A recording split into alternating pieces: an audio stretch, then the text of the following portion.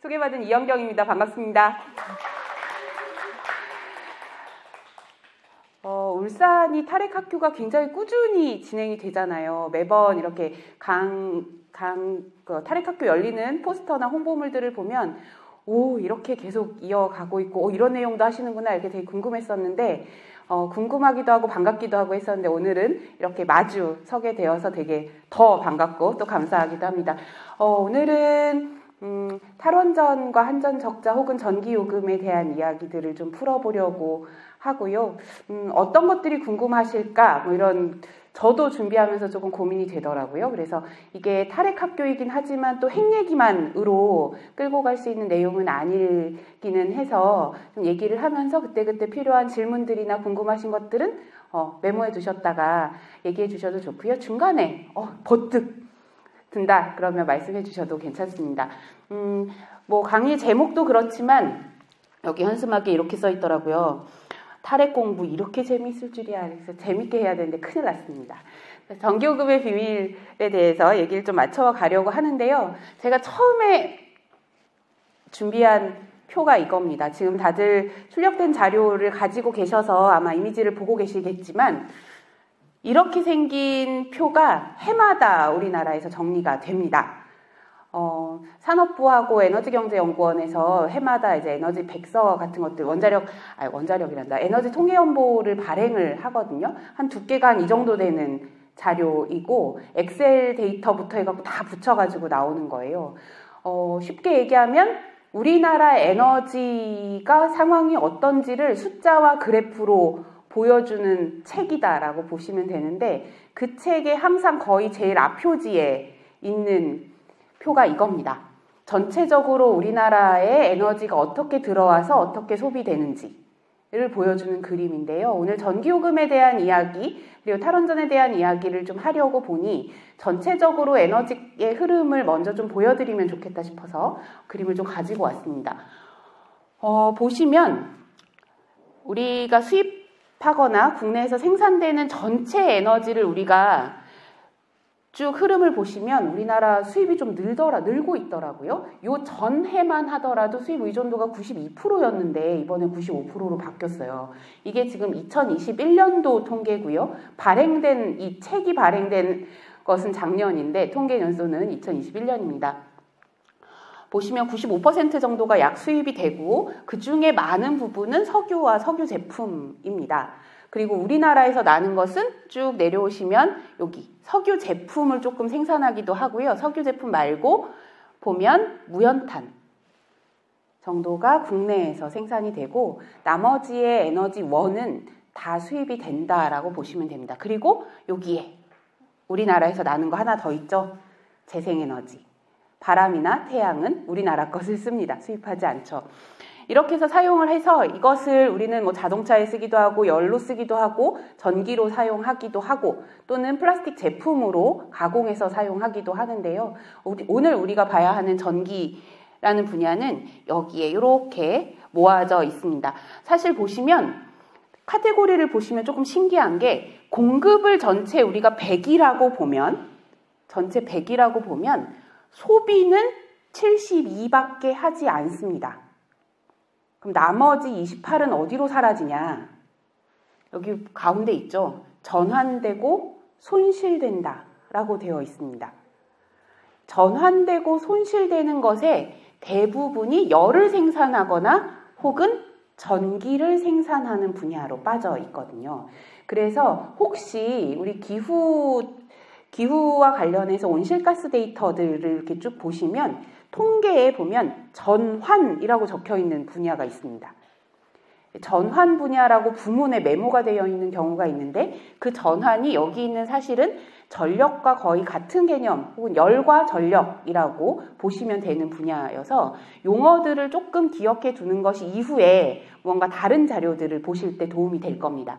전체적으로 일체 에너지 공급은 100을 받지만 실제 우리가 소비하는 건 72고 중간에 숫자를 외우실 필요는 없습니다만 중간에 전환되고 손실되는 28 정도의 양이 있더라. 그리고 그 28은 대부분 열이나 전기더라. 근데 우리는 그 전환되고 손실되는 전기를 무엇으로 만들 거냐? 대한 이야기, 그리고 어떻게 소비할 거냐에 대한 이야기를 해보려고 하는 거죠. 전력은 2021년도 기준으로 보시면 원자력, 즉 핵에너지가 차지하는 전력의 비중은 27%였습니다. 그리고 우리가 잘 알고 있는 석탄화력이라고 보통 알고 있죠. 유연탄과 무연탄을 합친 거고요. 사실 무연탄으로 전기는 거의 만들진 않습니다. 유연탄으로 34, 그리고 가스가 30, 신재생, 그래서 수력 떼고 나머지 신재생 한 7.5%.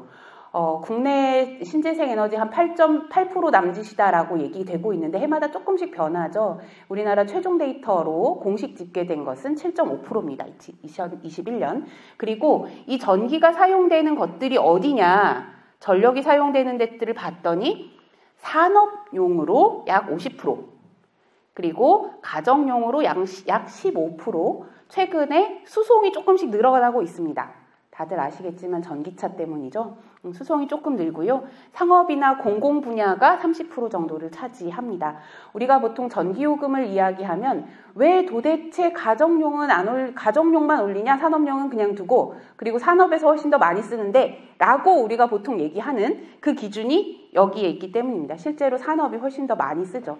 근데 우리가 보통 이야기할 때 산업은 산업에다가 상업이나 공공을 뺀 상업용을 보통은 더해서 생각하는 경우가 많이 있기는 해요. 근데 약간 전기 요금의 기준이나 실제 데이터를 봤을 때 산업과 상업은 구분되어서 이렇게 통계가 나누어진다라는 것도 보시면 좋겠고요. 요금을 낼 때도 상업용은 보통 일반용이라는 이름으로 요금을 지불하고 있고, 산업용은 아예 산업용으로 따로 요금이 지불이 됩니다. 그래서 우리가 보통 생각할 때 산업용이 한 70-80% 된대라고 얘기하는 것은 어찌 보면 조금 정확한 표현은 아니다라는 것도 기억해 주시면 좋을 것 같습니다. 자, 이런 전체적인 에너지 흐름에서 우리나라는 전력에 대해서 계획을 세우는 것이 크게 3개가 있습니다. 하나는 이 앞 페이지에서 보여드렸던 것처럼 국가 에너지 계획이라 그래서 전체적으로 에너지 계획을 세우는 5년에 한 번씩 세우는 에너지 계획이 있고요.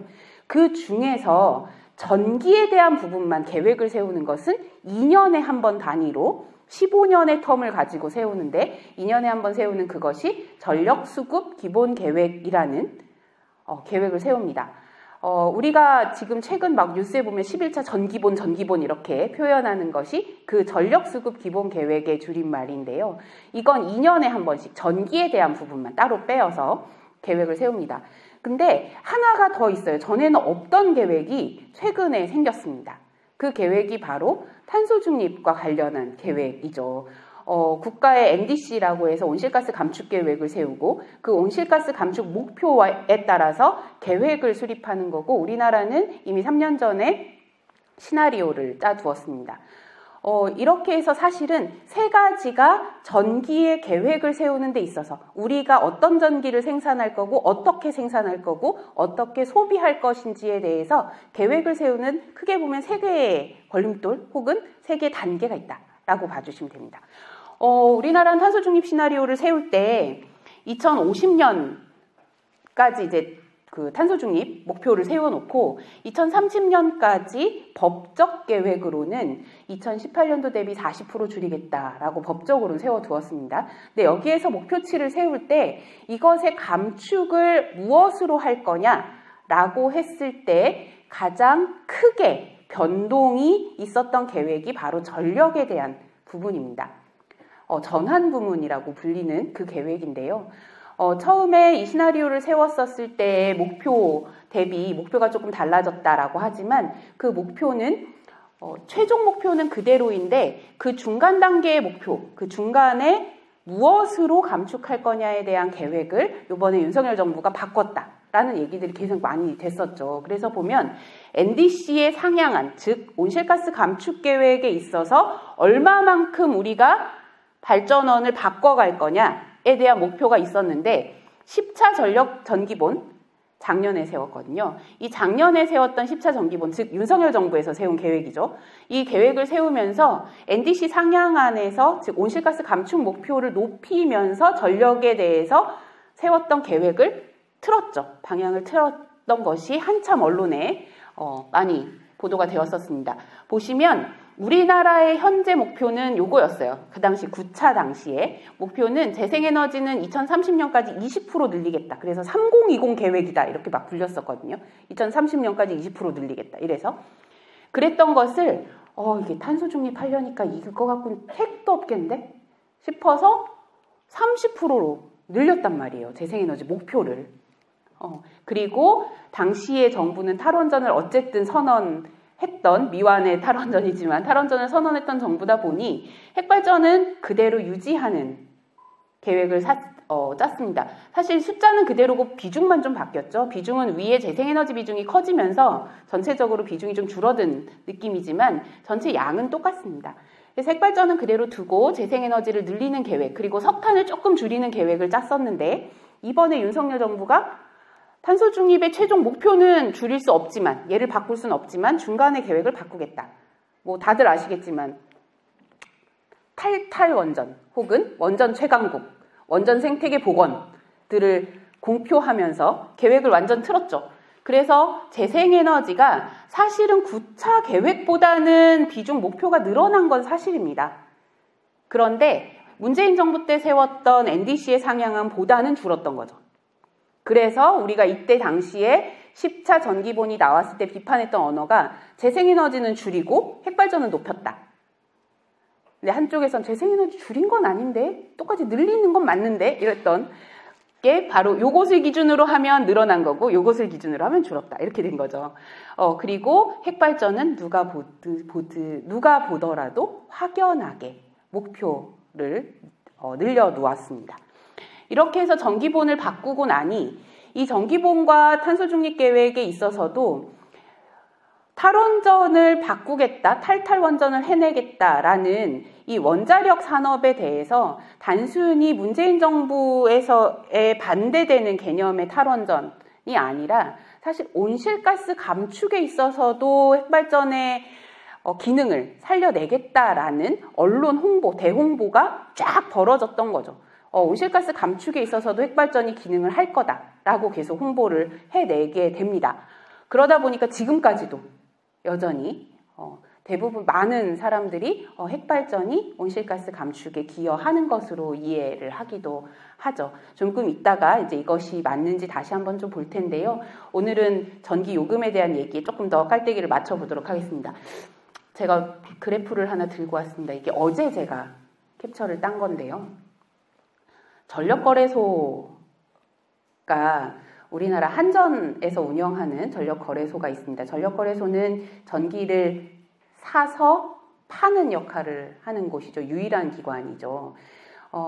우리 왜 한여름에 전기 사용이 마구마구 늘어나면 발전기를 더 켜라라고 신호를 보내줘야 되기도 할 거고요. 어떤 날은 갑자기 날씨가 추워져서 전기 사용이 확 줄어들면 발전기를 꺼라라고 명령을 해야 되는 컨트롤 타워가 필요할 거잖아요. 그 컨트롤 타워가 바로 한전에서 운영하는 전력거래소입니다. 우리 보통 전력 문제, 이렇게 전기가 부족해, 이러면서 막 이렇게 그 노란 조끼 입고 이렇게 방송할 때 있잖아요. 언론에 보면. 지금 올여름 폭염 때문에 전력에 비상이 걸렸습니다. 이렇게 나올 때 약간 민방위복 같은 거 입고 이렇게 하면 그 뒷배경에 나오는 곳이 전력거래소입니다. 전력거래소는 실시간으로 발전기를 끄거나 켜거나를 명령을 하는 곳이고 지시를 하고 판단을 내리는 곳인데요. 그러니까 이곳에서 정말로 실시간, 5분 주기 실시간으로 지금 전력 수요가 어떻게 되는지를 그래프로 공개합니다. 지금 혹시라도 폰으로도 전력거래소를 찍으시면 이렇게 실시간표를 보실 수 있는데요. 제가 지금 기준표를 어떻게 들고 왔냐면 여기 아래 보이는 이 회색 선은 5월 8일입니다. 지난주죠. 5월 8일 한참 봄 냉방이나 난방 수요가 없을 때. 그리고 이 위에 있는 파란색 표는 작년 8월 22일 에너지의 날, 보통 에너지 수요 가장 많다고 보는 그 날짜의 그래프예요. 실시간으로 보시면 아침에는 별로 전기 수요가 없다가 이제 출근 때 여기 9시쯤부터 확 늘어나는 거고요. 그리고 12시, 1시 정도에 점심 먹으러 가니까 조금 줄어들다가 피크, 여름의 피크가 지금 그대로 선을 내려봤더니 4시 55분입니다. 우리 예전에는 전력 피크가 몇 시일까요? 라고 퀴즈를 하면 보통 10년 전만 해도 전력 피크는 2시, 3시 뭐 이랬어요. 그래서 그때 한참 잘 나가던 가수 2PM이 에너지 시민들 홍보대사도 했었거든요. 2시에 줄이라고. 그랬었는데 요즘 피크 시간이 이렇게 뒤로 막 늦춰져가지고 이때 작년 8월 22일에 피크 시간이 4시 55분이더라. 이때가 가장 더웠을 수도 있고 다른 요인이 작용했을 수도 있겠다. 이렇게 보는 거죠. 자, 이렇게 피크가 걸리고 사실 어제도 보면 어제는 피크가 5시가 아닙니다. 피크가 조금 더 저녁대로 지난주엔 좀 늦어져 있었어요. 왜냐면 한낮에 별로 덥지 않아서 냉방 수요가 거의 없다가 이제 저녁 때 조금 늘어나는 이런 패턴을 보이는 거죠. 그래서 봄, 가을과 겨울과 여름의 패턴 수요 양이 조금씩 굉장히 차이가 많이 나는 게 보이시죠? 이만큼의 차이가 대부분 난방이나 냉방의 수요라고 보시면 됩니다. 왜냐하면 공장 가동은 무언가 생산 라인은 계절에 따라 차이가 별로 없잖아요. 그래서 이런 부분들이 계절에도 차이가 많이 나서 전기 요금을 매길 때도 우리는 여름철과 겨울철은 더 비싸게, 봄철과 가을철은 조금 더 싸게 이렇게 계절별 요금을 매기기도 합니다. 이런 시스템을 보이고 있더라. 그래서 이 그래프를 가정마다 꼼꼼하게 보시면 저 집은 이건 이제 전체 평균이니까요. 전체 평균 산업용이 많다 보니 아무래도 사용량이 많다 보니 이 전체적인 그래프는 산업의 패턴을 따라갑니다. 그래서 우리는 주말에 더 일요일 날 집에서 복작복작해서 에어컨을 훨씬 더 많이 켜지만 산업은 쉬니까 전체적 평균으로는 일요일이 전력 수요가 뚝 떨어지거든요. 1년의 전체 평균을 내보면 가을철이나 봄철에 산업이 쉬는 날 이 전력 수요가 가장 낮아요. 적어요. 대표적으로 추석 때. 음력 8월 15일은 웬만한 생산 라인이 다 쉬잖아요. 아주 위급한, 아주 필수적인 것들을 제외하면. 그리고 가을철이라서 별로 냉방 수요도 없는 때. 이럴 때가 이제 전력 수요가 제일 낮은 이런 패턴들을 그립니다. 그래서 집을 보면 어떤 집은 7시면 전력 수요가 뚝 떨어져. 이 그래프를 실시간으로 집의 걸 그려보면 뚝 떨어지는 걸 외부에서 볼 수 있어요. 그러면 저 집은 7시쯤에 다 밖에 나가고 없구나. 3시쯤에 갑자기 전기가 이 집은 수요량이 좀 느네. 그 집은 3시에 누군가가 오는구나. 뭐 아이가 학교에서 오는구나. 혹은 여기는 뭐 그렇게 뭐 교대를 하는구나 라는 식의 패턴을 읽을 수 있을 정도로 최근에 전력 수요는 우리의 생활과 굉장히 밀접한 모양을 그대로 가져갑니다. 예전에 전력거래소 직원분이 딱 그러셨어요. 아주 과거에는, 요즘은 다 OTT로 드라마 보시잖아요. 그래서 본방사수 이런 거 별로 안 하시죠. 근데 예전에는 OTT 서비스가 거의 없을 때는 무언가 재미난 걸 봐야 되면 그 시간에 집에 가서 봐야 되잖아요. 그래서 당신의 경험을 이야기하시는 거예요. 한참 전에는 수요일, 목요일을 예를 들어 10시에 전력 수요가 확 뛴다는 거죠. 예를 들어 모래시계 하는 날 이럴 때. 그땐 전부 다 집에 가서 모래시계를 보니까 전력 수요도 그것을 그대로 반영해서 그 정도의 차이를 보인대요. 그러면 요즘에는 수요일, 목요일 10시에 되게 인기 있는 TV 프로그램이 있나 보다 라고 유추하실 수 있었을 정도다 라고 얘기를 하셨었거든요. 근데 요즘엔 이제 서비스가 워낙 달라져서 다양해져서 그런 패턴들을 읽긴 좀 어렵겠죠. 자, 이것은 실시간으로 제가 여기 앞에 보여드린 것은 전체적인 수요량을 보시는 거라면 여기 보는 것은 수요량이 어떤 발전원으로 구성되어 있는지를 같이 보여드리는 그래프입니다. 보시면 여기 아래 얘를 무슨 색이라고 해야 될까요? 약간 오렌지색이라고 해야 될까요? 자, 이 색은 2만 메가와트 정도에서 거의 완전 일정하게 직선을 그릴 정도로 일정하죠. 얘가 핵발전입니다.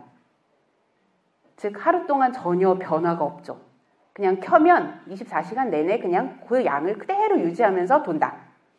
그리고 그 위에 약간의 들쭉날쭉함을 가지고 있는, 무슨 색이라고 해야 돼? 갈색? 네. 이것은 석탄입니다. 석탄도 거의 비슷한 양을 일정하게 생산합니다. 그런데 보면 순서가 있죠. 핵이 제일 밑에 깔렸잖아요. 제일 밑에 깔린 애들을 우리는 기저발전이라고 부르고, 기저발전을 먼저 2만에 세팅해 두고 그 다음에 석탄발전으로 35,000쯤에 세팅을 해 두고 그 다음에 이제 위에다 쌓는 거예요. 그 다음에 보면 초록색이 신재생, 그리고 가스, 위에 보면 수력이나 양수가 이제 위에 얹어져 있습니다. 밑에 기저발전을 쌓는다라는 얘기는 얘는 기본적인 양을 발전하게 그냥 둔다라는 얘기고요. 그 위에 더 위로 쌓는다는 얘기는 아까 말씀드렸잖아요. 전기가 아침에는 많이 안 써. 근데 한 4시쯤 되니까 되게 많이 쓰네? 그러면 아침 시간에는 제가 가지고 있는 발전소는 예를 들어 가스발전소입니다. 그럼 가스발전소는 아침에는 수요가 없으니까 핵과 석탄만으로 충분하면 가스발전소는 켤 일이 없는 거죠. 저한테는 전력거래소가 야 너는 켜지 말고 있어. 넌 대기해 라고 저한테 얘기할 거예요. 그랬다가 한 2시, 3시, 4시 사용량이 막 늘어나니까 핵이랑 석탄 가지고는 더 안 되네. 재생 들어오는 걸로도 모자라네. 가스발전 켜야 되겠다. 너희 발전기 이제 킬래? 라고 저한테 신호를 보내면 그때서야 켤 수 있는 겁니다. 우리가 보통 우리나라 전기가 남아 돌아요 이렇게 얘기하지만 전기는 남아 돌면 큰일 납니다. 전기는 남아 도는 건 아니고요. 발전기가 남아 돌거나 놀거나 하는 거죠. 저는 대기를 타고 놀고 있다가 너 이제 좀 일 좀 해봐라 라고 신호를 보내면 그때 전기를 만들기 시작하는 거예요. 대부분의 가스발전소는 그렇게 가동을 합니다. 핵과 석탄을 먼저 깔아주고 그 다음에 그 이유는 석탄과 핵은 가격이 싸요. 그리고 가스는 좀 비싸죠. 그러니까 이왕이면 싼 거 먼저 하고 그 다음에 가스 얹겠다라는 계획을 가지고 있는 거예요. 근데 이렇게 하다 보니 가스발전소를 내가 지었는데 정부가 계획을 해가지고 전력계획에서 가스발전소 10개가 더 필요하겠네? 라고 해서 너희 보고 지어라고 시켜서 내가 지었단 말이에요. 그랬는데 맨날 나보고 가동을 하지 말래. 그럼 전 어떻게 되겠어요? 손해볼 거잖아요. 그러니까 그러면 안 되니까 정부가 가스발전소에는 놀아도 비용을 지급해 줍니다. 제가 좀 전에 오기 전에 기차에서 사실 오늘자를 다시 캡처를 해봤어요. 이것도 실시간이에요. 오늘자를 캡처해 봤는데 제가 왜 다시 했냐면 요건 작년 거거든요. 작년 거에는 빨간 게 없죠. 신재생, 유류, 석탄 이렇게 구분이 그렇게 돼 있는데 요건 지금 출력이 이것도 됐어요?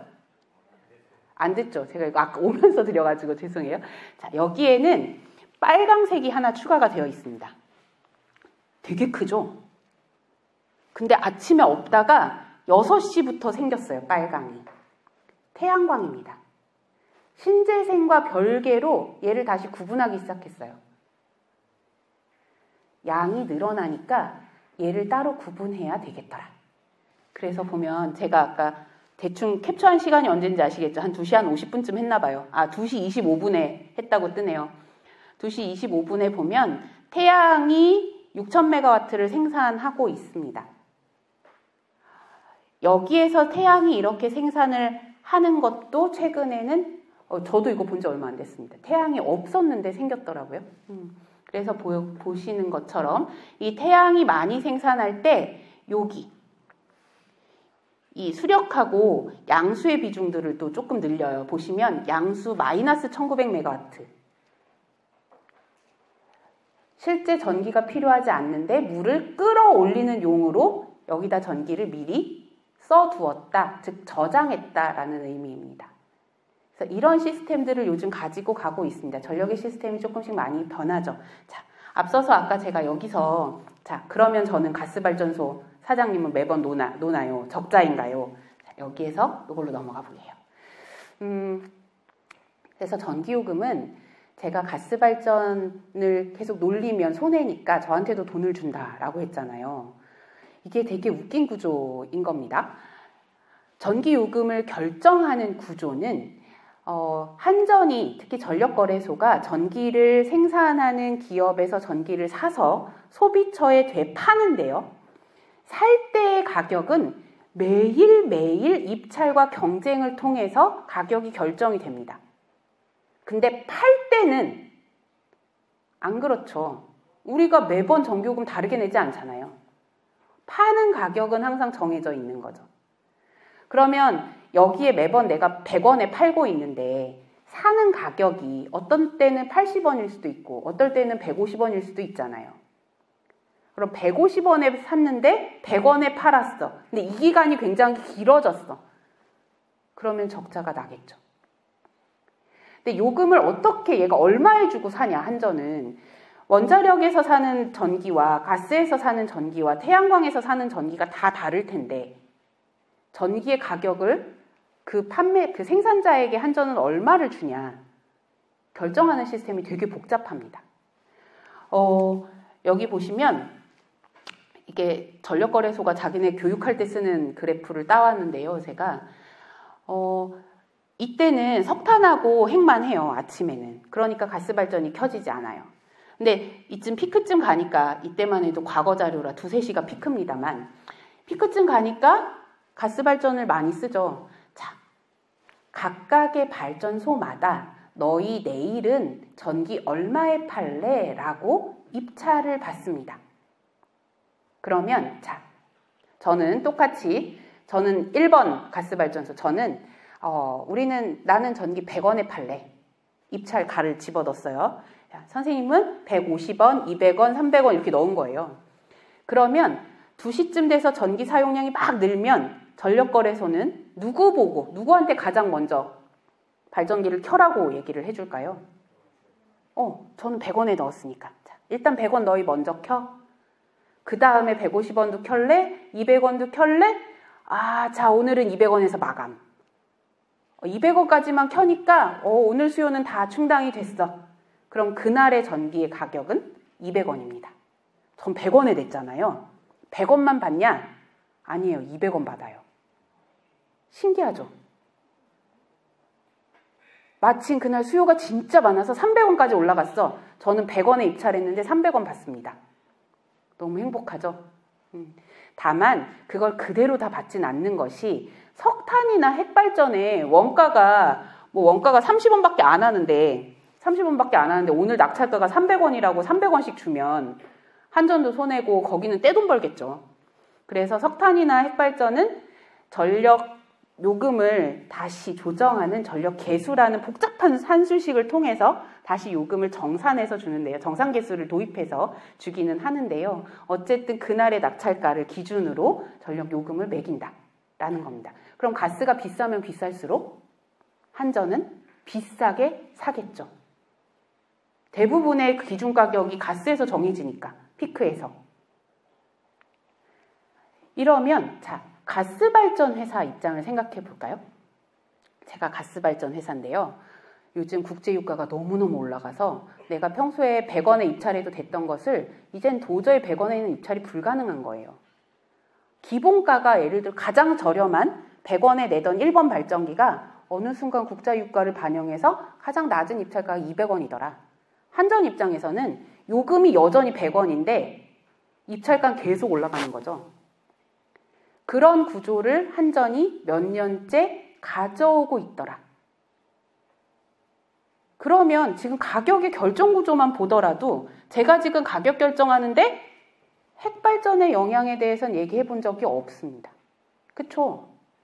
가격의 결정은 이 위에서 기저발전이 아니라 이 위에는 피크발전이라고 부르는데요.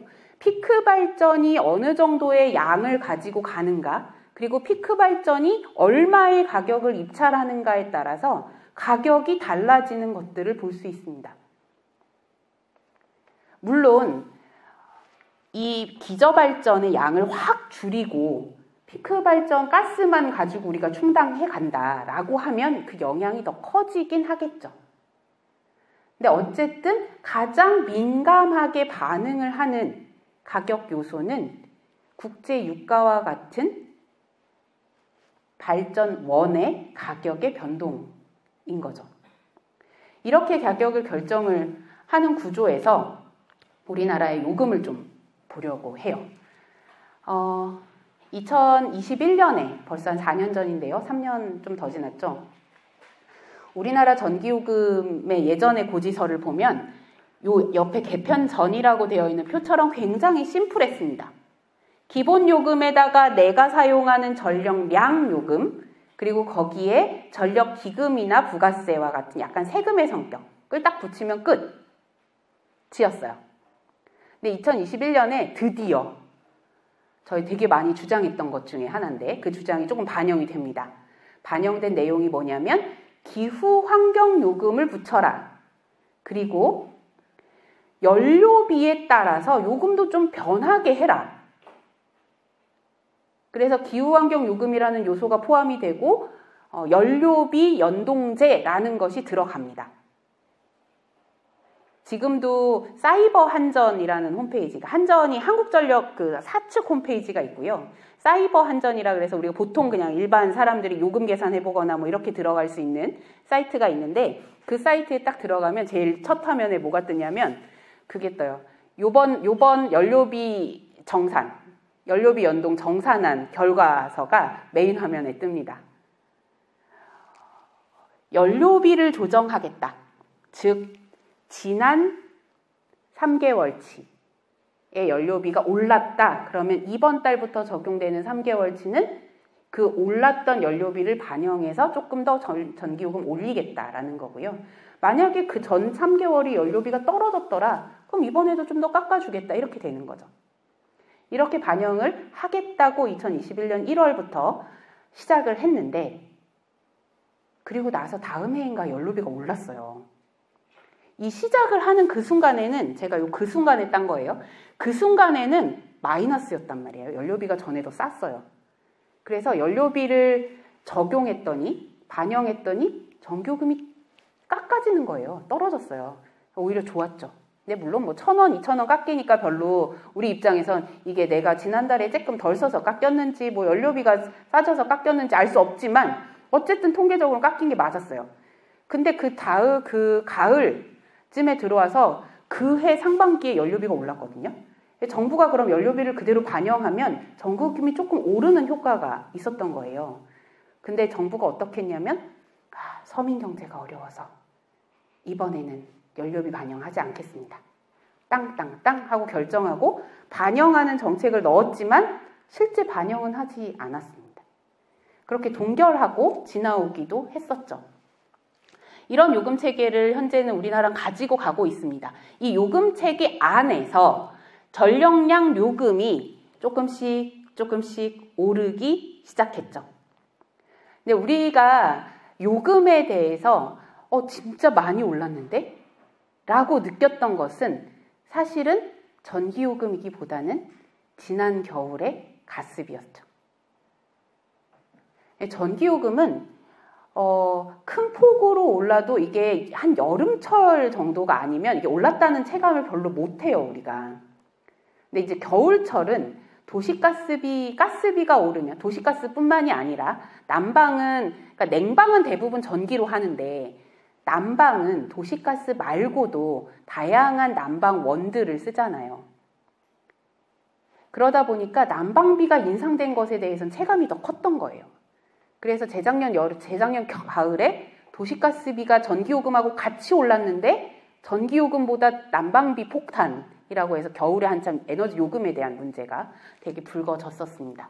이렇게 해서 찔끔찔끔 전기요금이 어쨌든 오르다가 지금 현재는 주택용은 뭐 전력량 요금이 1부터 100kWh를 사용한 구간에선 120원, 이렇게 해서 120원, 214원, 307원에서 3개 구간으로 나뉘어져서 우리는 내고 있습니다. 가정용에만 유일하게 적용되는 누진제라는 요금을 우리는 사용을 하고 있죠. 근데 이것도 되게 논란이 많았어요. 누진제가 이게 3단계, 지금은 3단계인데요. 사실 전에는 5단계였거든요. 단계가 더 많았어요. 5단계를 누진제를 완화해라 라고 누군가의 구호가 되면서 누진제가 완화가 됐습니다. 사실 저희 단체 같은 경우에는 누진제 완화에 되게 반대했던 단체이기는 한데요. 누진제가 완화가 되면 오히려 전기를 덜 쓰는 사람들은 큰 차이가 없는데 전기를 많이 쓰는, 즉 400kWh 이상, 500kWh 이상 쓰는 사람들은 이게 완화되면 300kW 구간으로 뚝 떨어지니까 요금이 싸지는 효과를 제대로 누리거든요. 그래서 오히려 많이 소비하는 사람들에게 혜택을 주는 거다라고 해서 사실 반대를 좀 했었는데 어쨌든 지금은 이렇게 3단계로 적용이 되고 있습니다. 산업용도 보시면 산업용은 누진제의 개념은 아니지만 아까도 말씀드린 것처럼 여름철과 겨울철 그리고 봄, 가을철에 요금을 다르게 하고 있죠. 저희가 전에 저희 사무실이 한때 이제 오피스텔 같은 데를 썼었던 적이 있어요. 근데 오피스텔은 저희가 있던 그 사무실의 오피스텔은 요금을 2개 중에 하나를 선택할 수 있게 설계가 되어 있었거든요. 가정용을 쓸래? 아니면 일반용을 쓸래? 평소의 전력량 요금은 일반용이 더 쌌어요. 그래서 일반용을 쓸까 하고 잠깐 고민했는데 얘가 여름철 하절기 요금으로 들어가면 가정용보다 확 비싸지더라고요. 일반용이. 그래서 냉방이나 난방을 생각하면 전체 1년 평균을 내보면 일반용이 더 비싸겠는걸 싶어서 저희 결국 가정용으로 그냥 유지를 하고 썼던 기억이 납니다. 혹시 사용하시는 공간에 그런 요금 체계가 있는지도 잘 보시면 좋겠고, 여기 있는 주택용도 저압이 있고 고압이 있어요. 보통은 이제 공동주택인 경우에 고압으로 들어와서 이렇게 불 쓰는데, 나눠서 쓰는데, 이런 요금제를 어떻게 선택할 것인가에 따라서 내가 내는 요금이 조금씩 달라지기도 합니다. 그건 나의 사용 패턴에 따라서 맞춰야 되는 거라서 그런 것도 잘 세분화해서 보시면 좋겠다. 이건 뭐 팁이고요. 전기요금은 우리는 보통 산업이나 가정 정도를 얘기하지만 실제 우리나라의 전기요금은 일반용, 그리고 교육용, 농사용, 가로등, 그리고 심야전력, 전기차 각각 다 요금 체계가 다릅니다. 이 중에서 가장 싼 거는 농사용이 아마 가장 쌀 거예요. 농업에 대한 지원 정책으로 그렇게 들어가는 이런 여러 가지 요금 체계를 가지고 있습니다. 근데 문제는 이 요금 체계가 어떠냐에 따라서와 상관없이 일단은 전기를 팔고 있는 이놈의 한전이 계속 적자를 보더라라는 거잖아요. 한전의 적자는 근데 사실 어제 오늘의 얘기가 아닙니다. 공기업에 계시는 분들의 얘기를 좀 들어봤더니 뭐 100조 정도의 적자는 그냥 뭐 원래 약간 이런 개념이시더라고요. 우리 느낌의 100조는 이런 개념이지만 그 기업 입장에서 100조는 그냥 항상 이렇게 안고 있는 정도의 숫자인 것 같아요. 그래서 2018년도만 하더라도 벌써 100조가 넘는 부채를 가지고 있었는데 이때는 한전 부채가 심각해 이런 얘기 별로 나오지 않았어요. 근데 그랬다가 2022년에 적자폭이 확 뛰잖아요. 이때 무슨 일이 있었을까요? 2021년에서 2022년, 2022년에 무슨 일이 있었을까요? 네? 네, 맞아요. 전 세계의 가스 가격이 천정부지로 솟죠. 러시아가 가스를 동결하면서. 러시아 우크라이나 전쟁이 전 세계의 에너지 위기라고 불릴 만큼의 영향을 끼치게 됩니다. 그거에 코로나 기후위기 영향들이 같이 들어가죠. 전 세계적으로 에너지 위기다라고 우리가 에너지 위기라고 했을 때 가장 크게 영향을 받은 것이 가스였던 거예요. 그러면 아까도 제가 전기 요금의 결정 체계를 보여드렸지만 가스 요금이 뛰니까 당연히 가스를 가지고 발전을 하던 발전 회사들은 단가를 높게 불렀겠죠. 한전에게. 우리 이제 100원에 못 팔아 200원은 받아야 돼. 그럼 어떡해요, 한전은? 가스 발전이 필요하고 수요가 당연히 있어야 되니까, 공급이 있어야 되니까 그만큼의 비용을 두고 삽니다. 그리고 팔 때는 그 가격을 못 받죠. 비유로 그렇게 표현을 하더라고요. 두부보다 콩이 더 비싼 가격이다. 뭐 이렇게 표현을 하기도 하는데, 전기를 만드는 여러 가지 과정들이 있어야 되는데, 사실은 원료보다 전기요금을 더 싸게 받으면 당연히 적자인 아주 상식적인 구조인 거죠.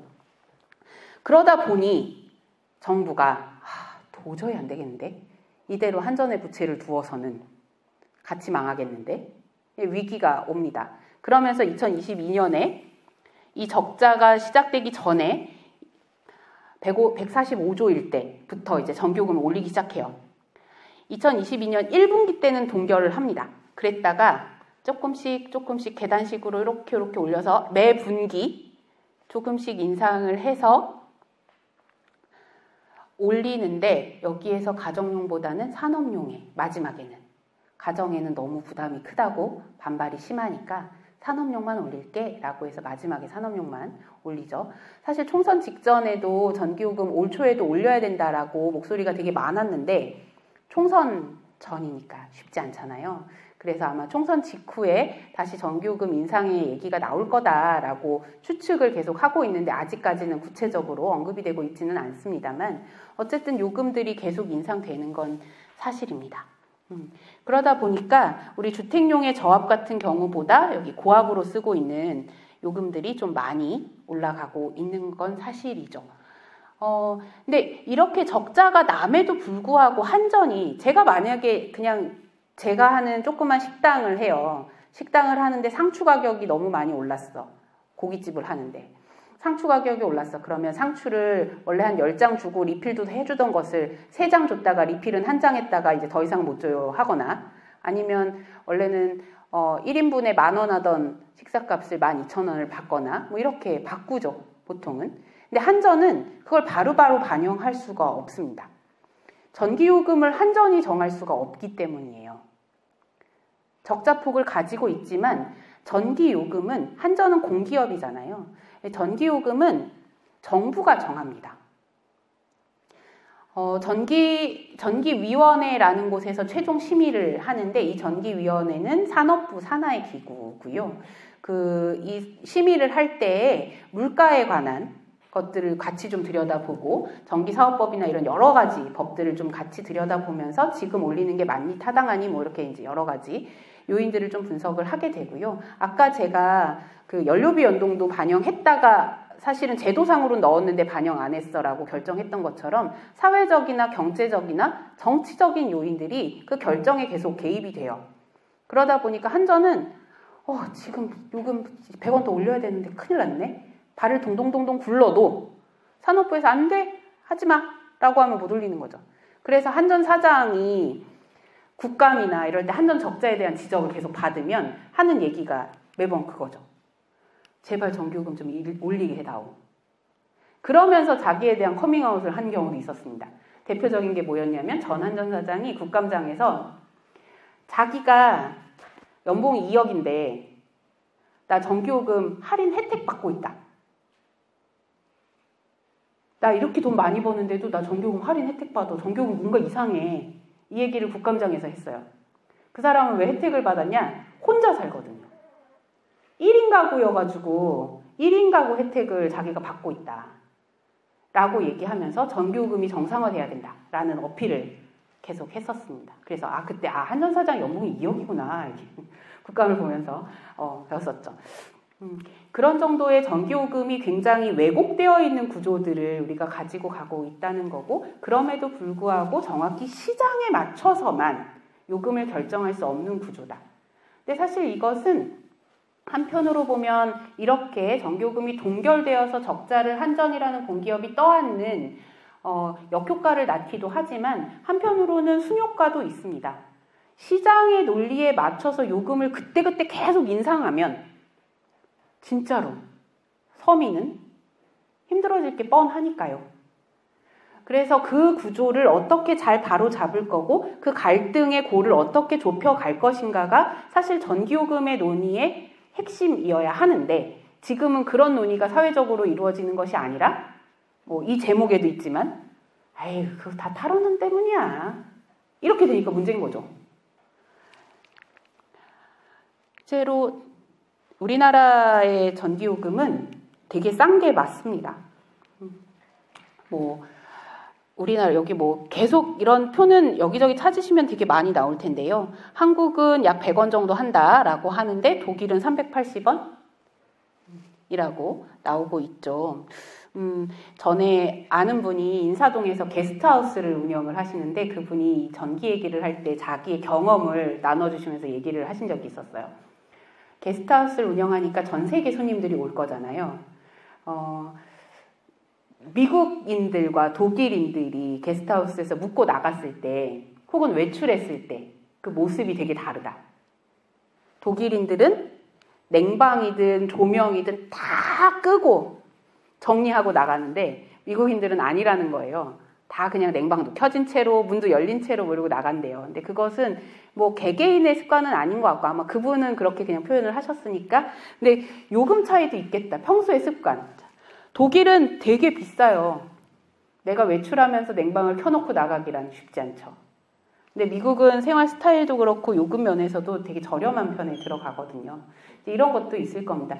여전히 저도 집에서 야, 너 지금 그 방을 안 쓰면 불을 끄고 나가야지 이런 잔소리 지금도 하는데 이게 그것 하나로 뭔가 가게 살림이 왔다 갔다 한다면 영향을 미친다면 더 예민하게 반응할 수밖에 없잖아요. 그런데 전 세계 요금 체계를 보면 우리나라는 여전히 여기. 그럼에도 불구하고 우리나라는 워낙 절약 습관이 몸에 배어있는 민족이다 보니 아마도 이 요금과 상관없이 절약들을 잘 하고 살고 있는 느낌이긴 합니다. 전기요금이 이렇게 저렴해질 수 있었던 이유가 뭘까? 아까 제가 요금 체계를 보여드렸지만 제일 아래 핵발전과 석탄을 깔고 있기 때문입니다. 그리고 거기에 정치적으로 묶어두고 있는 요인도 있기 때문이죠. 핵발전이 저렴하다라고 하는데 제가 저렴한 핵발전이 밑에 깔렸어요 계속 표현을 하는데 실제로 핵발전이 저렴한가는 또 다른 얘기입니다.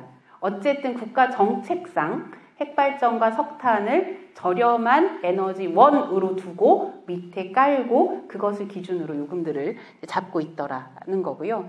독일이 저렇게 요금이 비싼 이유 중에 하나는 전기를 생산하는 발전 원가 외에 그것을 관리하는 세금이 거의 50% 이상이 붙어요. 독일은. 근데 우리나라는 세금이 없습니다.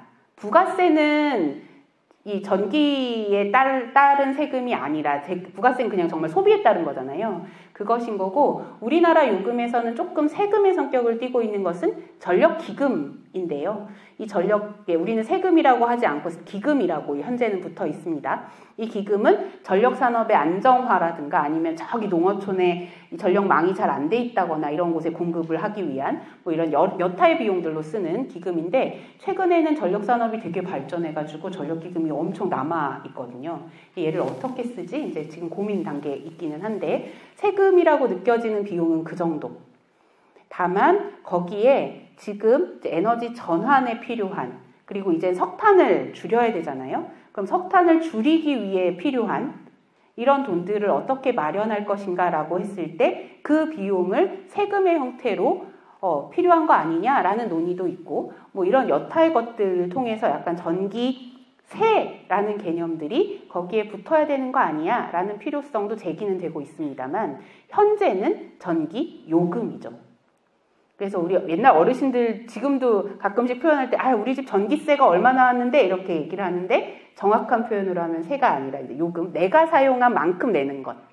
그래서 요금 체계에 세금을 어떻게 붙일 것인가에 대한 고민들이 시작되고 있는 건 사실입니다. 다른 국가들처럼.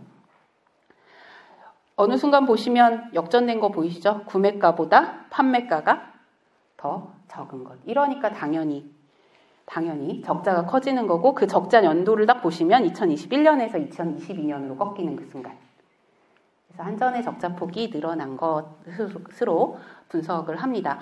정확히 영향은 아까 드린 것처럼 국제 에너지 가격의 차이다. 가격이 보시면 2021년 하반기에 정말 치솟습니다. 그래서 이거에 맞춰서 유럽이나 다른 나라들은 전기요금이나 에너지요금을 마구마구 인상해요.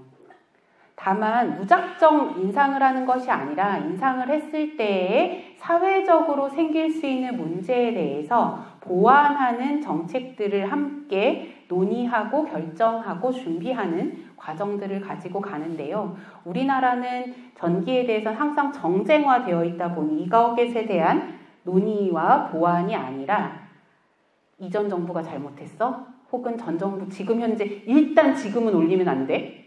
와 같은 논리들이 계속 적용을 해서 우리나라는 이때 준비를 하지 못했어요. 준비를 못하다가 적자가 너무 커지니까 감당이 안 되니까 이제 막 올리기 시작했던 거죠. 그러니까 국민 입장에서는 별 요인이 에너지 요금에 대한 인상 신호들이 별로 오지 않은 상태에서 갑자기 요금이 올리니까 이게 경제가 휘청하는, 가게가 휘청하는 느낌처럼 다가오기도 했던 거죠. 실제로 보시면 이렇게 유가가 가스 가격, 기름 가격, 석탄 가격이 마구마구 인상을 했던 거고 그거에 맞춰서 이탈리아 같은 경우는 100배, 2배, 일본만 해도 35% 뭐 이렇게 쭉 인상을 하는데 우리나라는 인상폭이 그래도 이런 나라들에 비해서 굉장히 적었던 나라입니다. 근데 여기에서 문제는 우리가 한전 적자와 함께 봐야 되는 게 하나 있습니다. 누가 봐도 가격 구조상 한전이 적자를 볼 수밖에 없겠는데? 라고 생각이 드는데요. 문제는 다 같이 적자를 본 게 아니라는 거예요. 그 에너지 위기와 유가가 폭등하는 이 사이에서 어마어마한 이익을 취해간 기업들이 있습니다. 소위 에너지 기업이라고 불리는 기업들이죠. 우리나라 입장에선 가스 발전을 가지고 있는 회사들.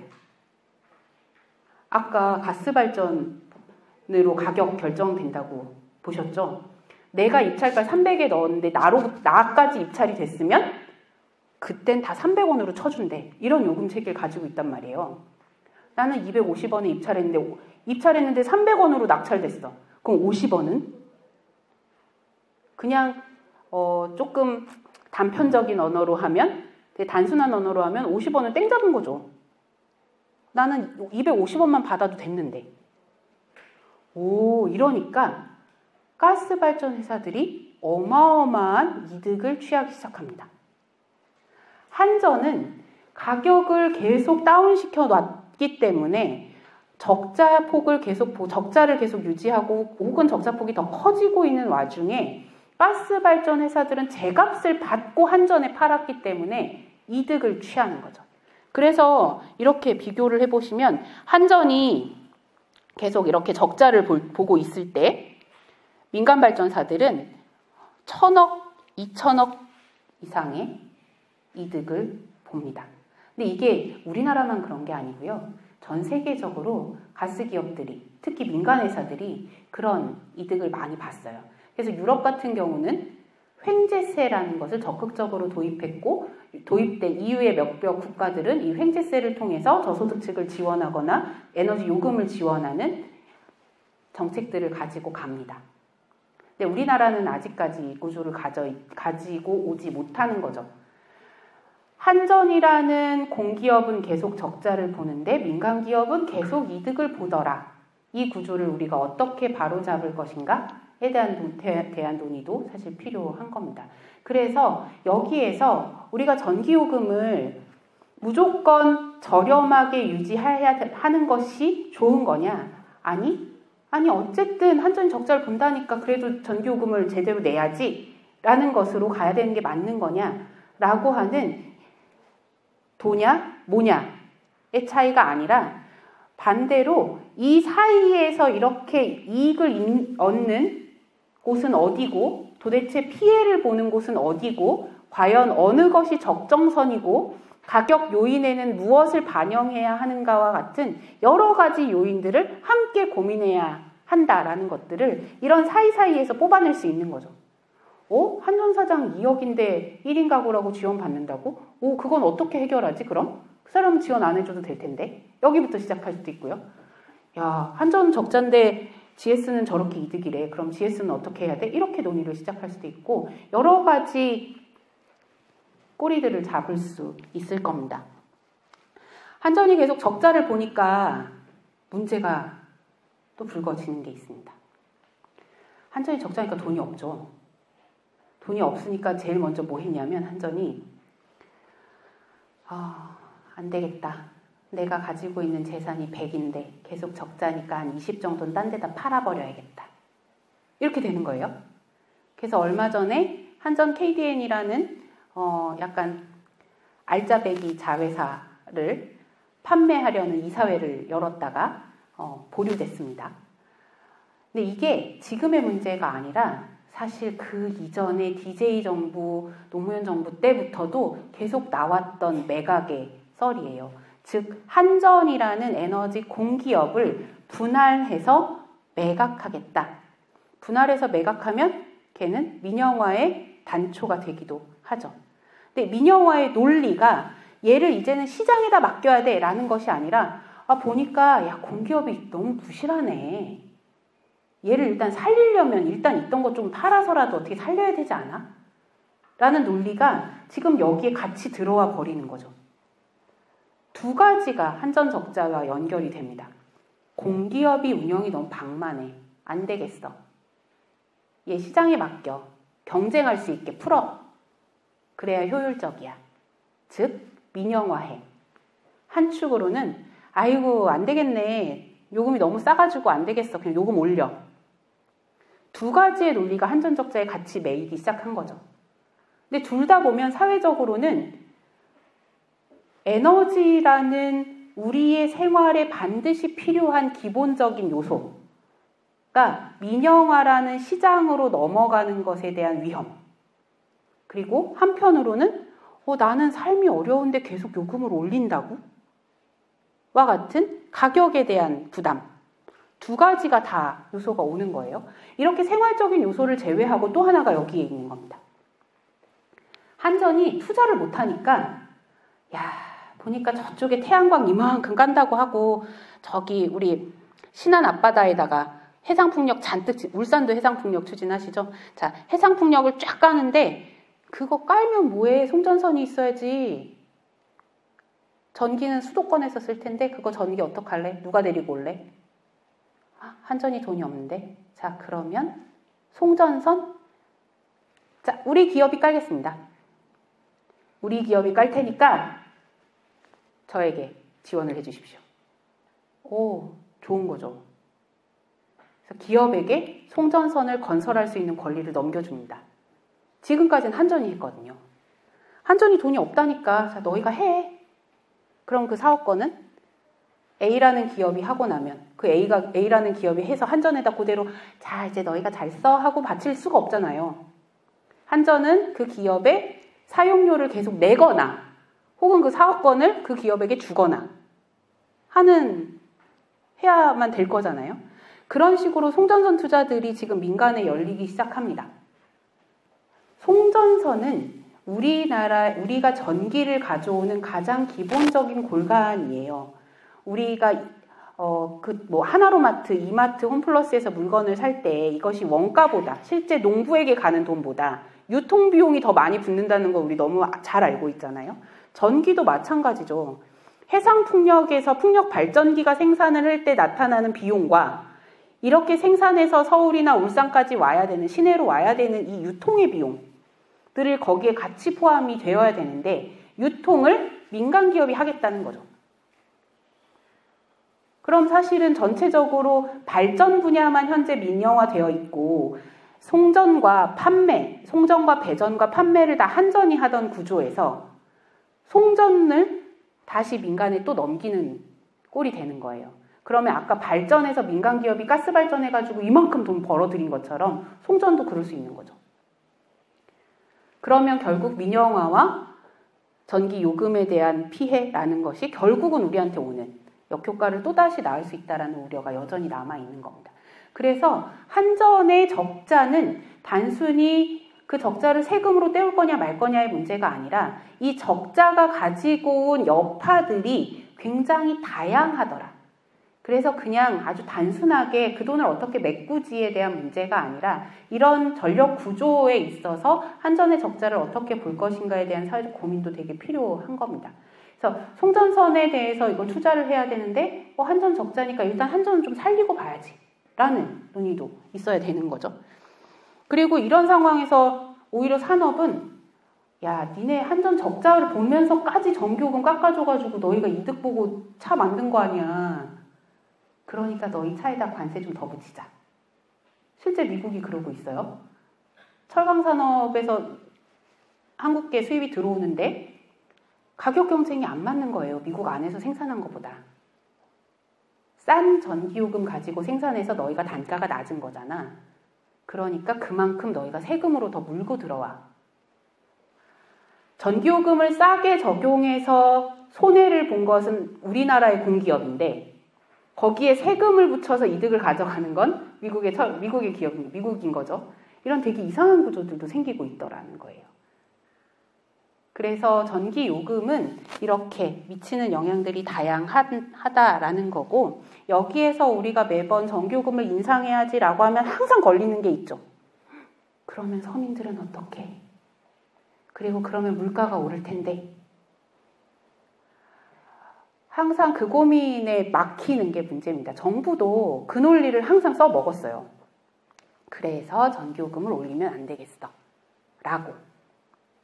근데 보면 아까 제가 누진제 얘기할 때 잠깐 말씀을 드렸던 것처럼 실제로 전기요금 폭탄을 맞는 가정 혹은 난방비 폭탄을 맞는 가정이 그렇게 많지 않다라는 겁니다.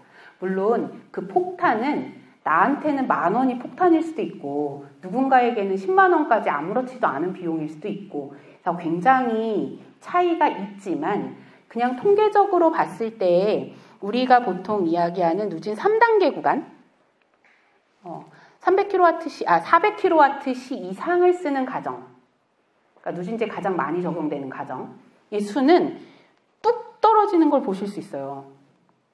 대부분 2단계에서 멈추고 3단계로 넘어가는 경우가 별로 없다는 겁니다. 아마 댁에서도 우리 집에 전기요금 나온 거 이렇게 생각해 보시면 아마 7, 8월에 한참 더울 때 잠깐 정도 저기서 살짝 넘어갈까 말까 하고 대부분은 아마 2단계 안에서 300 안에서 많이 쓰실 거예요. 그러니까 그렇게 봤을 때 그럼에도 불구하고 정부는 항상 전기요금 폭탄이 우려된다라는 논리로 전기요금 인상을 계속 가로막고 있었다는 거죠. 이 구간에 대한 논리로.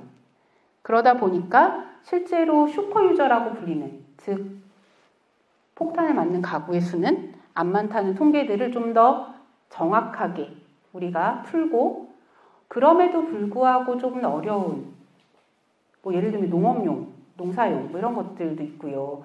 그리고 실제로 정말 1인 가구, 2억 받는 1인 가구 말고 1인 가구, 청년 1인 가구거나 아니면 저소득층 같은 경우에는 전기요금을 싸게 해주는 것이 아니라 이것에 대한 다른 지원들을 어떻게 할 것인가에 대한 고민도 필요하죠. 예를 들면 저희는 그런 고민도 좀 합니다. 기본적인 필수 사용량이라는 것을 조금 세분화해서 계획을 좀 해보자. 적정량을 체크해보자. 우리 집에 아무리 못해도 한 달에 예를 들면 100kWh는 꼭 써야 되겠더라. 냉장고가 돌고 조명을 켜고 이런 것들 있잖아요. 기본적으로 사용해야 하는 전기의 양을 필수 사용량으로 두고 그 필수 사용량은 그냥 무상으로 제공을 한다. 그리고 필수 사용량이 넘어가는 구간에 대해서는 조금 더 요금을 비싸게 매긴다. 이런 식의 설계도 가능한 거잖아요. 다만 필수 사용량이 과연 어디가 적정한 거냐에 대한 사회적 논의는 필요합니다. 실제 윤석열 대통령이 제가 윤석열 대통령의 산업 에너지 계획, 에너지 공약이 대부분 마음에 안 들었는데 요것은 조금 의미 있겠는데? 라고 봤던 공약이 하나 있습니다. 그게 그거예요. 필수 사용량을 200kW인가? 이렇게 정해놓고 그 아래는 무상으로 제공하겠다라는 공약이 있었어요. 지원하겠다. 근데 그게 지금 진행은 안 되고 있기는 한데, 네, 그것을 이건 의미 있겠다. 그런 식의 공약을 낸 후보는 한 번도 없었거든요. 의미 있다. 다만 필수 사용량이 사람마다 다 다를 텐데 그걸 어떻게 계산하지? 에 대한 고민은 좀 있었지만 일단 그런 고민도 해볼 만하다는 거였습니다. 자, 아까 제가 우리나라는 핵발전이 싸다, 싼데 계속 얹어서 계속 쌓여 그랬죠. 제가 오늘 오전에 국회에서 있었던 원전안전 토론회에 공부하러 잠깐 갔었거든요. 거기에서도 이 얘기가 잠깐 나왔는데 세계적으로 핵발전의 단가는 재생에너지나 석탄가스보다 비싸지고 있습니다. 근데 우리나라는 여전히 핵발전이 가장 싼 에너지 원 중에 하나예요. 지금 보시면 이게 정산 단가거든요. 우리나라. 평균 2022년에 평균 152.99원을 정산해 줬는데 다른 에너지 원 평균으로 핵에너지는 52원이었습니다. 핵은 60원에서 2020년에 60원이었다가 조금씩 싸져서 2022년에 52원인데요. 재생에너지는 정산 단가가 점점 올라가고 있고 석탄도 올라가고 있죠. 되게 많이 뛰었죠. 거의 2배 가까이 뛰었습니다. 석탄도. 가스도 3배. 다 뛰는데 핵만 안 뛰어요. 최근에 우라늄 가격도 엄청 올랐는데 도대체 핵은 우리나라는 왜 발전 단가가 저렇게 쌀까? 좀 고민이 필요하죠. 대부분은 정부 지원들이 다른 여타의 요소들로 들어오기 때문이라고 분석을 합니다. 그래서 실제 한전이 정산할 때는 이렇게 저렴한 비용으로 단가가 가능하다. 예를 들면 건설을 할 때 굉장히 적은 비용으로 돈을 빌려준다거나 기술 투자, 건설 투자에 정부가 어느 정도의 지원을 한다거나 이렇게 초기 비용에 많이 정부의 지원들이 들어가니까 당장 한수원이나 건설회사 입장에서는 그 비용을 요금으로 받지 않아도 되는 비용들이 생기는 거죠. 그런 영향들이 있을 거다라고 아침에 토론회에서도 잠깐 얘기들을 좀 나눴었습니다. 근데 최근에는 핵발전이나 그러니까 핵산업에 대해서 그렇게 투자하거나 건설에 지원을 하거나 혹은 보증하는 경우, 정부가 보증하는 경우들이 굉장히 많이 줄어들면서 전 세계적으로는 가격이 비싸지는 거죠.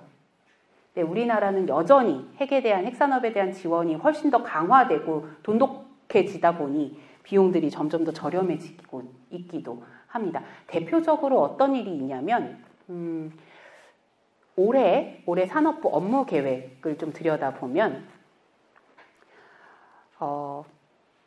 핵 에너지에 대해서는 발전 가격을 보장한다라는 계획이 아예 산업부 업무 계획에 딱 박혀 있습니다. 그리고 그것과 반대되는 개념으로 재생에너지는 앞으로 경쟁 입찰제를 도입하겠다라고 되어 있거든요.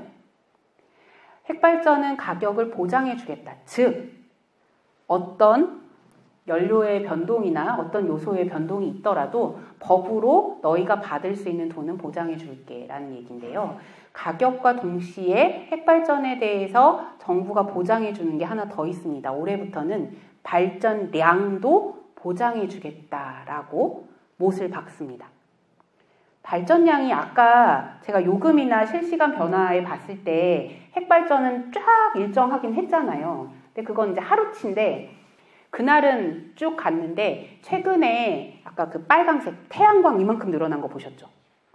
태양광이 이렇게 늘어나니까 우리나라 전력거래소에서 뭘 하냐면 지금 태양광이 자꾸 늘어나네? 그럼 뭔가를 꺼야 되는데? 이렇게 되는 거예요. 그 뭔가를 꺼야 되는 거에서 뭘 끄느냐? 전에는 풍력이나 핵발전을 번갈아 껐어요. 근데 이제는 발전량을 핵발전은 보장해 주겠다라고 했으니까 꺼라라고 안 하겠죠, 핵에다가. 그러면 뭘 꺼야 돼요? 풍력을 꺼야죠. 재생에너지를 늘려가야 되는 추세에서 핵발전에 대해선 발전량과 가격을 보장해 준다라고 하면 거꾸로 재생에너지는 축소되는 영향들을 계속 받게 될 거다라는 것이 올 초에 나왔던 산업부 업무 계획을 기반으로 분석해낸 뭐 기사들도 많이 쏟아져 나와 있기는 합니다.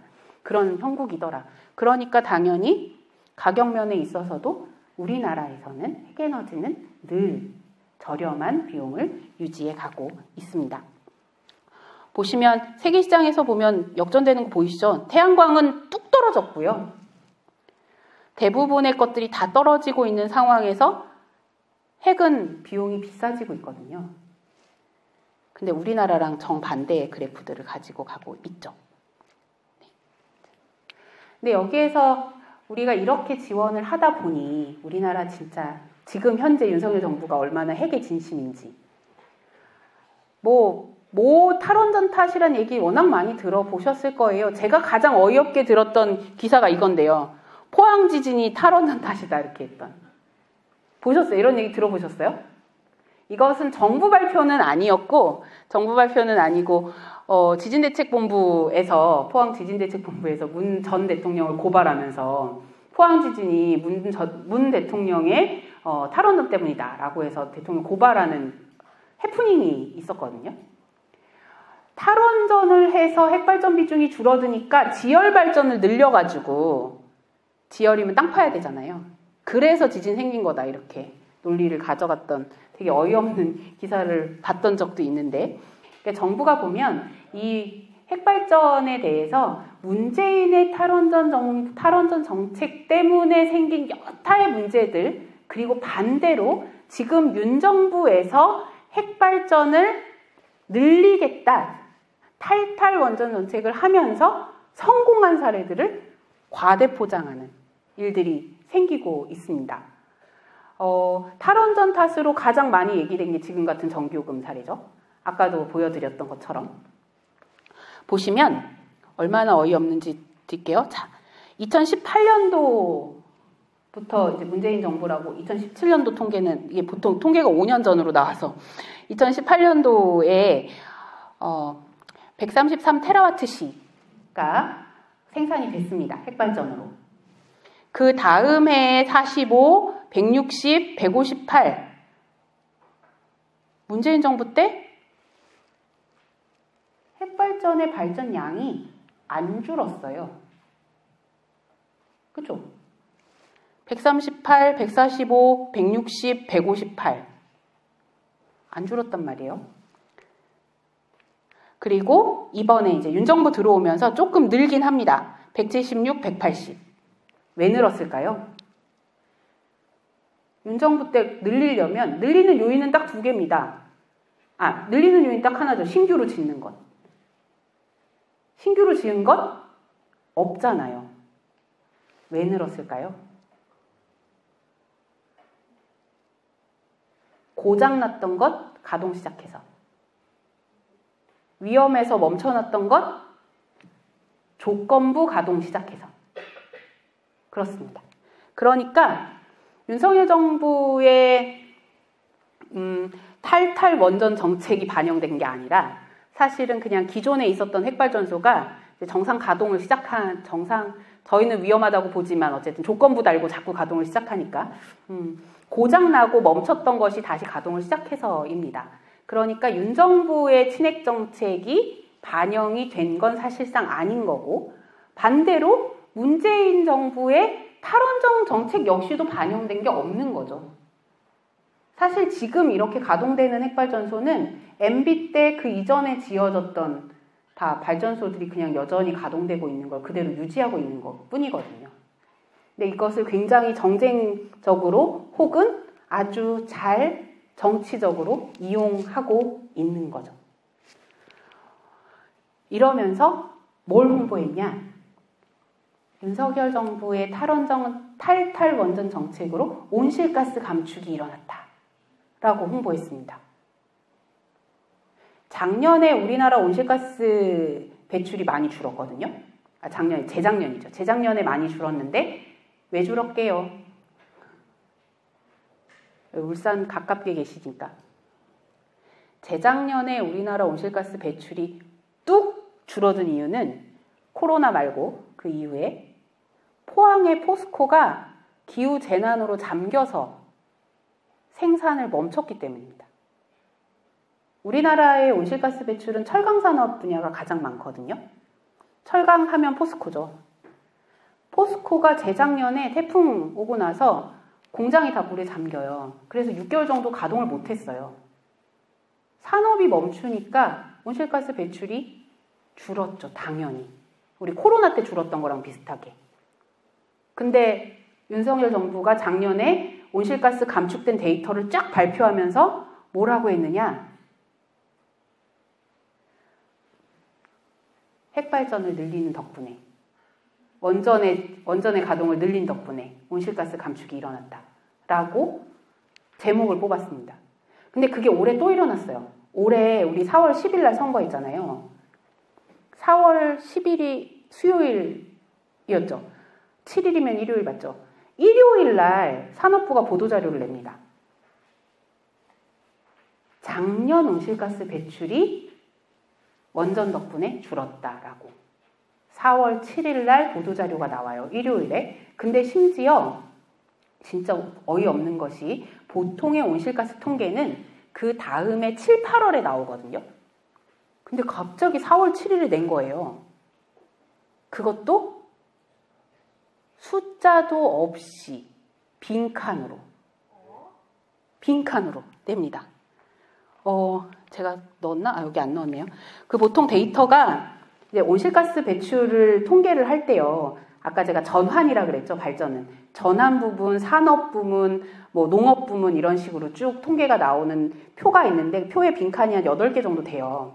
근데 그 중에 4개만 채워지고 나머지는 잠정 없는 공란으로 해서 4월 7일 날 발표가 나와요. 통계가 안 잡혔으니까. 그걸 잡는 데 시간이 걸리니까 보통 해마다 7, 8월에 내던 거였는데 4월 7일 날 나와서 기자들도 전화 오는 거죠. 왜 이때 낸 것 같아요? 글쎄요. 왜 그때 냈을까요? 빈칸으로. 그것도 핵발전소 덕분이다라고 냅니다. 근데 실제로 핵발전소가 실제 늘어난 걸 보시면 2022년에 좀 늘기는 했지만 이거보다 실제 더 늘어난 건 재생에너지가 더 많이 들었거든요. 작년에. 근데 그런 것들 별로 없이 핵발전 덕분이다라고 언론에 이용을 하죠. 문재인의 탈원전 탓, 전기요금, 태양광, 산사태 뭐 이렇게 나오는 거고 윤석열의 탈탈 원전 탓, 온실가스 감축 이렇게 홍보가 되고 있습니다. 실제를 안을 들여다보면 전혀 아닌 이게 정부가 정말 국민을 속이는 데이터들을 계속 내오고 있어서 정말 문제인 거죠. 이것이 아까 처음에 시작할 때 우리가 전기요금이나 에너지 문제들이 이게 그냥 정치적으로 판단될 문제가 아니고 실제 사실관계들을 좀 확인해야 되는 문제다라는 얘기를 앞에 잠깐 언급했었는데 이런 것도 마찬가지입니다. 우리는 보통 언론에 특히 조선일보가 워낙 카피를 잘 짜서 진짜로 그런가 봐.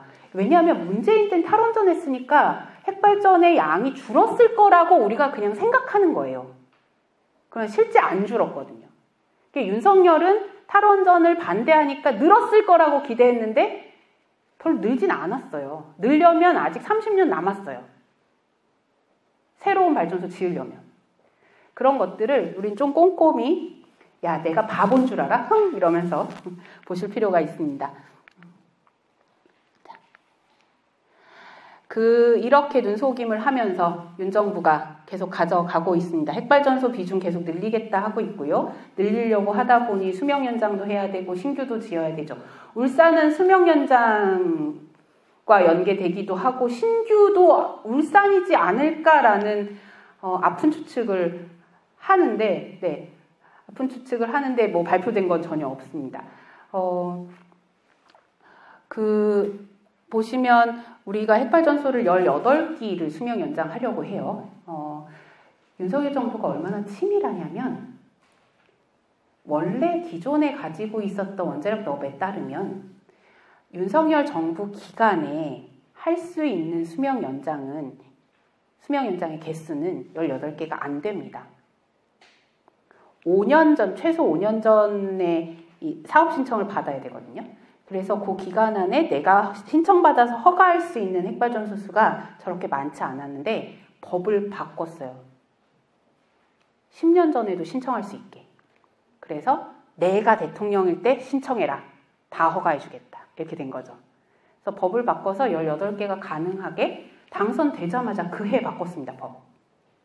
그래서 수명 연장을 아주 기본으로 밑에 깔고 시작하고 있고요. 신규 발전소는 이번에 11차 전기본이 산업부 장관이 새로 오면서 이달 말에 실무안을 발표하겠다라고 했는데 실제 나올지는 모르겠습니다만 그 안에 핵발전소 추가 건설이나 SMR과 같은 건설을 더 넣을 것도 지금 언급이 계속되고 있죠. 그러다 보니까 전체적으로 우리나라의 기후 대응이라는 것이 전부 핵으로 통합니다. 근데 아까도 잠깐 언급드린 것처럼 핵발전은 짓는데 30년이 걸려요. 그러려면 우리가 2030년까지 온실가스 배출을 줄여야 된다라고 했는데 실제 신규가 반영이 되는 시기는 굉장히 늦은 거잖아요. 실제로 감축하는데 걔가 하등 도움이 되지 않는 거죠. 근데 그거 말고 다른 계획이 별로 없어요. 이것 역시도 그 시차에 대해서는 차근차근 국민들한테 설명하지 않고 마치 핵으로 다 죽일 수 있는 것처럼 포장하고 있는 문제가 되기도 합니다. 그러면서 계속 수출하죠. 수출 먹거리. 우리나라의 핵발전소 수출을 받아 안는 데가 어딘지 아세요? 얼마 전에 체코에 막 성공했다고 언론에서 막 떠들었는데 우리나라가 그 이전에 성공했다고 제일 많이 얘기했던 데가 UAE거든요. 거기는 우리나라가 돈도 되게 싸게 빌려주고요. 우리나라가 투자도 거기다가 합니다. 투자라는 얘기는 망하면 못 돌려받는 돈이잖아요. 근데 정부가 그걸 그냥 보증하고 들어가는 거예요. 그러니까 거기 문제가 생기면 우리가 수출하지만 건설 먹거리는 있을 수 있지만 이득을 볼 수 있을지는 사실 알 수 없습니다. 그렇게 해서 문제가 생기는 것은 정부가 보증했으니까 결국은 우리 피해로 돌아오는 거거든요. 한수원은 이득을 보겠죠. 투자했으니까. 이러한 수출에 대한 것도 꼼꼼하게 들여다봐야 되는 문제가 있습니다. 실제 제가 아침에 왜 토론회 잠깐 다녀왔다고 했잖아요. 거기서도 세계시장을 전망하시거나 지금의 우리나라 핵산업의 수출들을 좀 보시면서 지금까지 우리나라가 핵산업을 수출한 것에 대해서 얘가 지금 어떤 상황에 처해 있는지에 대해서 국회가 22대 국회가 꼼꼼히 좀 들여다봤으면 좋겠다. 그 검증하는 작업을 22대 국회에서 해라라고 그분이 제안을 하시더라고요. 우리는 수출했다 와 하고 나면 끝인데 얘가 그 뒤에 정말로 수출해서 우리한테 좋은 도움이 되고 있는지에 대해서 아무도 검증하고 있지 않는 거죠. 그런 것도 같이 해라라고 제안을 할 만큼 핵산업의 효과들이 우리에게 나타날 수 있다라는 거고 그러다 보니 우리나라의 핵산업은 지금 대부분 저기 유럽이나 미국과 같은 곳은 중국과 러시아가 다 가져가고 있고 우리나라는 동아시아 쪽으로 동남아시아 쪽으로 주축을 하고 있어요. 하나나 두 개 정도 이렇게 계속 수출 외교를 하고 있는데 이 아시아 쪽에 우리가 예전에 왜 그 위험 산업을 수출했던 나라 중에 하나잖아요. 근데 핵산업도 그런 요소들을 가지고 있는 거죠. 경제적으로 탄탄한 소위 얘기하는 선진국이라는 곳은 사실상 핵산업을 다 퇴출하고 있단 말이에요. 오히려 지금 신규 건설 대부분 중국에 몰려 있고 그렇지 않으면 아시아 쪽에 동남아시아 쪽에서 약간의 건설 하나나 두 개 정도의 건설을 고려하고 있는 정도인데 우리나라는 그 시장을 사실 노리고 있는 거긴 합니다. 그러니까 위험 산업을 수출하는 또 다른 세계 강국으로 거듭날 수도 있는 부끄러운 사례들이 남을 수 있다는 것도 같이 좀 보실 수 있는 거죠. 그리고 그렇게 되다 보니 당연히 재생에너지는 투자를 하지 않습니다. 아까 오다 보니까 여기 주차장에 그거 있더라고요. 해상풍력 시민 추진단 맞나요?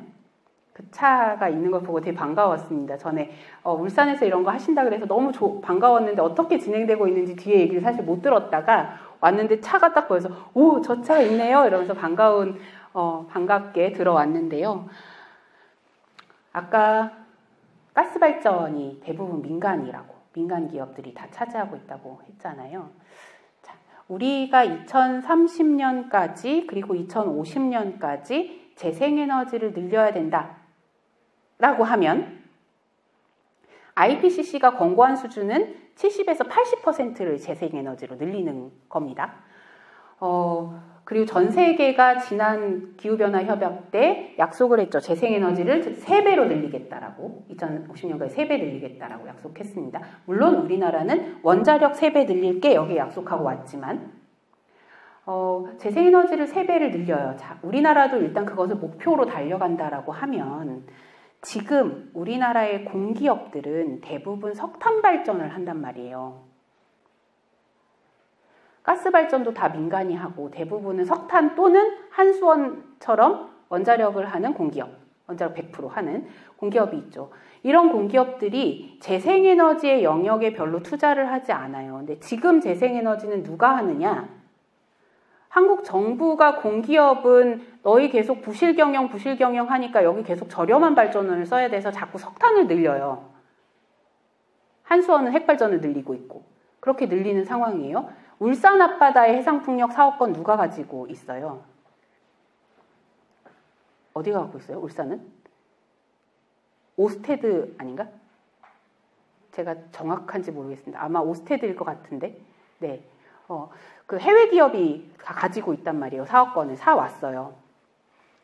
우리나라 기업이 별로 투자하지 않으니까 해외 기업이 한국의 앞바다를 노다지로 봅니다.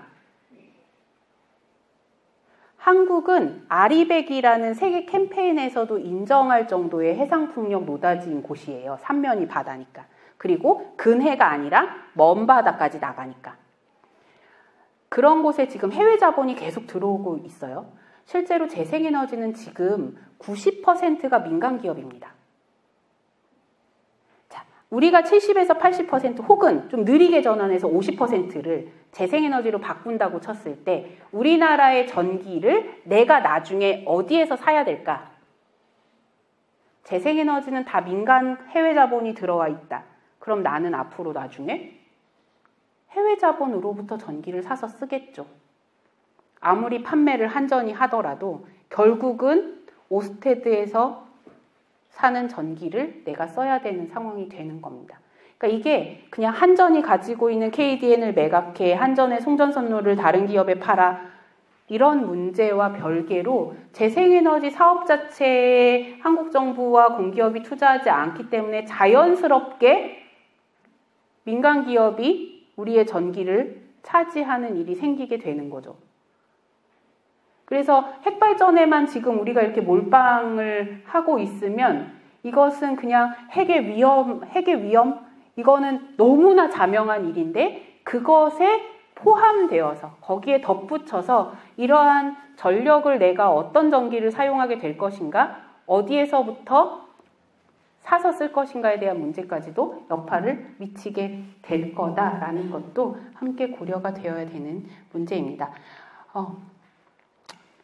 그래서 이런 가운데 우리 내일 모레 6월 8일이죠. 6월 8일 아마 울산도 같이 준비하고 계실 텐데 밀양의 송전탑 건설 문제로 싸웠던 10년이 되는 날이 6월 8일이죠. 그래서 밀양의 이제 송전선 싸움에 대한 부분들을 다시금 사회적으로 좀 환기시키는 계기들을 지금 가지고 가고 있는데요. 우리가 한전 적자를 이야기를 하고 그리고 그것이 탈원전 때문이다라고 정부에서 계속 거짓 뉴스를 흘리는 것에 우리가 이렇게 계속 솔깃해 있을 때 사실은 그것 이외에 나오는 여러 가지 문제들이 계속 불거지고 있더라. 사실은 여기도 보면 탈원전 탓 또 들어왔습니다. 송전선로가 없어가지고 석탄발전소도 멈췄다더라. 이거는 탈원전 때문에 멈춘 게 아니고 실제로 사실 석탄발전을 허가해 준 게 문제인 거죠. 송전선 없이. 밀양의 송전선로가 핵발전소를 건설함에 따라서 송전선을 확보해야 돼 라고 지어졌던 것처럼 실제 석탄발전소를 건설 허가해주면 그것이 전기를 거기서 생산되는 전기를 나르기 위한 송전선 문제가 같이 이어집니다. 핵발전소가 추가로 어딘가에 건설이 되면 당연히 그 핵발전소의 전기를 또 나르는 송전선도 필요하겠죠. 여타의 다른 문제들을 여전히 가져오는 건데 이건 역시도 그냥 탈원전 탓으로 퉁쳐버리는 문제. 이것은 전기보온의 이후에 전기보온을 비롯해서 전력계획 안에 반드시 포함되어야 되는 계획이거든요. 송전선 계획은. 근데 송전선 계획은 잘 못 넣어요. 왜냐하면 자, 여기에다가 예를 들어 지금 삼척에다가 뭐 예를 들어서 석탄발전소를 지어요. 그러면 얘를 서울까지 옮기는 송전선 계획을 넣으면 해당하는 지역이 수십 개잖아요. 지역 갈등이 만만치 않거든요. 그래서 얘를 막 텅텅 이렇게 계획에 잘 못 넣습니다. 계획이 없어서 매번 문제가 되고 있고 이걸 짓지 못해서 문제가 되고 있는 거죠. 이것을 그냥 하나의 되게 단순한 논리로 저렇게 치부할 수도 있는 문제는 아니라는 거고 결국은 깔때기로 돌아서 지금 현재 울산이 직면해 있는 문제이기도 하죠. 울산 우리 핵폐기장 임시 핵폐기장 건설. 오늘도 울산을 비롯해서 지역계 탈핵 지역들이 모여가지고 우리 고준희 특별법 반대하는 폐기하라라는 기자회견을 아까 낮에 하셨었는데 탈원전 탓에 하나가 더 있습니다. 핵폐기장 짓지 않으면 고준희 특별법 통과시키지 않으면 전기요금 또 오를 거다. 돌고 돌아 다시 또 왔죠. 전기요금 폐기장을 짓지 않으면 핵발전소가 멈출 거고 그러면 전기요금이 올라갈 거다. 맞을 수도 있습니다. 근데 이것을 전기요금 하나의 문제로만 퉁치는 건 여전히 문제인 거죠. 얘가 가지고 있는 것들이 여전히 있으니까요. 근데 언론에서 계속 이렇게 프레임을 씌우고 있고 우리는 이 프레임을 좀 벗어나려는 노력들을 해가야 되지 않나라는 생각을 합니다. 그래서 공기업이 방만해서 그렇다 혹은 탈원전 때문이다라고 아주 단순한 논리로 얘기하는 것을 우리는 조금 더 깊이 들여다보고 그것이 아니다라는 댓글도 열심히 달고 주위에다 소문도 좀 내고 이런 노력들이 좀 필요해 보이고요. 단순히 에너지 위기나 에너지 요금 문제가 정치적으로 무엇을 선택할 것인가와 같은 프레임은 아니다. 아까도 잠깐 말씀드린 것처럼 여러 가지 복합적인 문제들을 함께 좀 고려를 해보자는 거고 아마 전체적으로 기후위기 그리고 에너지 위기라는 그리고 재생에너지로의 전환이라는 전체적인 전환의 방향 속에서 우리가 어떤 에너지원을 선택하고 그 에너지원에 맞물린 요금이라는 체계들을 어떻게 가져갈 것인지에 대해서 보다 많은 사회적인 토론들이 이루어져야 한다. 라는 겁니다. 그리고 우리가 그냥 어느 날 한꺼번에 이게 좋아 저게 좋아를 선택하는 것이 아니라 좀 질서 있게 우리가 전환의 시나리오들을 좀 밟을 수 있는 준비들을 스스로가 해가는 노력도 좀 필요할 것 같습니다. 예를 들면 G7 같은 경우에 2035년까지 석탄 퇴출하겠다라고 얼마 전에 선언했죠. 이런 것들 좀 선언하고 준비하는 기간들을 우리도 좀 가져가는 노력들이 좀 필요해 보이고요. 전체적으로 우리도 뭐 윤석열 싫어, 뭐 혹은 문재인 싫어, 뭐 이렇게 하는 것이 아니라 이 정책에 대해서 좀 더 깊이 들여다보고 얘기하는 토론들을 울산 안에 지역 안에서 그리고 국가 안에서 많이 가져갔으면 좋겠다는 희망으로 마치겠습니다. 한 8분 오버됐네요. 네, 마치겠습니다.